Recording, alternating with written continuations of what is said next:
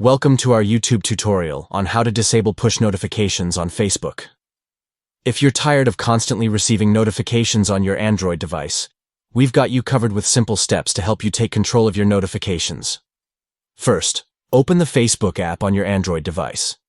Next, tap on your profile picture at the top right corner of the screen.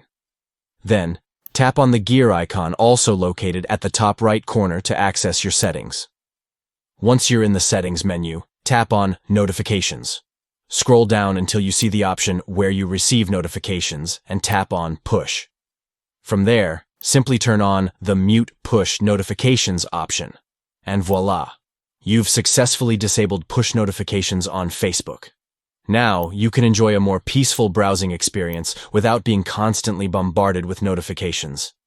Thanks for watching, and we hope this tutorial was helpful for you.